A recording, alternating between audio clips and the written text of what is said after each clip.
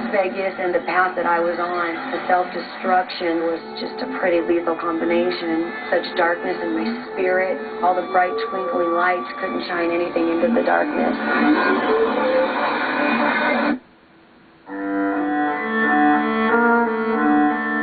I remember just a very turbulent childhood. My mom was a cocktail waitress at night, and my brother and I, it was just my brother and I who lived with her. I remember a lot of boyfriends coming and going and a lot of drama. I remember watching her fight as my brother and I hid under our bed one time, and I remember the desperation in her voice, "Don't leave me, don't do this." I just kept thinking to myself, "You have us, aren't we enough? Aren't we enough?" Nothing in 3na Peterson's life was traditional. She had 3 half-brothers, Jerry, Bob, and Todd. Her parents were never married, and both struggled with alcohol and drug addictions that tore their lives apart. I remember one time when he had shown up drunk, they'd gotten in a huge fight, and she'd called the police, and then the police came to get him, and I remember just seeing my father swing from side to side, and those officers being almost thrown off of him as she was screaming in the background, and so that was a pretty average weekend. Unlike other children her age, 3na didn't look forward to summer vacation. It was during those summers that she would experience some of her worst nightmares. I would go back to visit some family members, and during those summers, I was sexually abused by a family member. I remember him carrying me, hanging over his arm. My legs would hang over his arm, and I remember his hand would be under my little dress. At the age of 9, 3na's life was turned upside down when her mother was killed by a drunk driver. The same week her mother died, her father got married.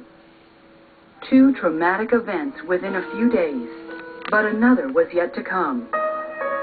We went straight from my mom's funeral, straight back out here to Las Vegas for the wedding.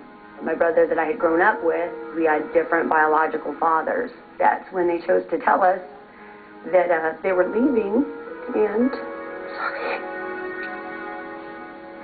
then my brother would be leaving right then too, and they basically dragged him out, and they held me back, and I just started to die inside at that point. 3na's inability to trust or receive love made it impossible for her to adjust to her new life with her father and stepmom.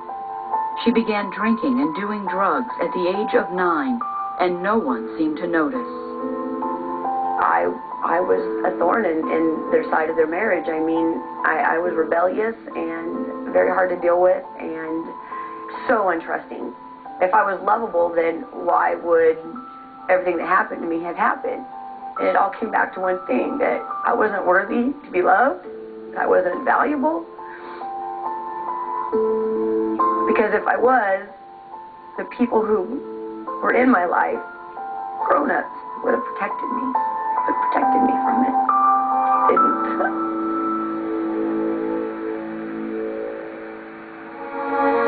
At 13, her life took another tragic turn. Her father died of a drug overdose, and the only shred of stability she had left was suddenly gone. I was at home, and I knew in my gut something didn't feel right.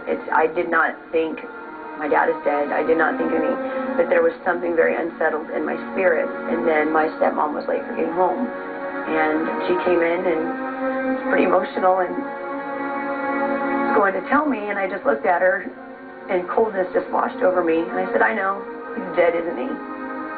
And that shocked her, absolutely shocked her with almost a hatred in my voice. I said, "I know it. He's just dead, isn't he? It's done now.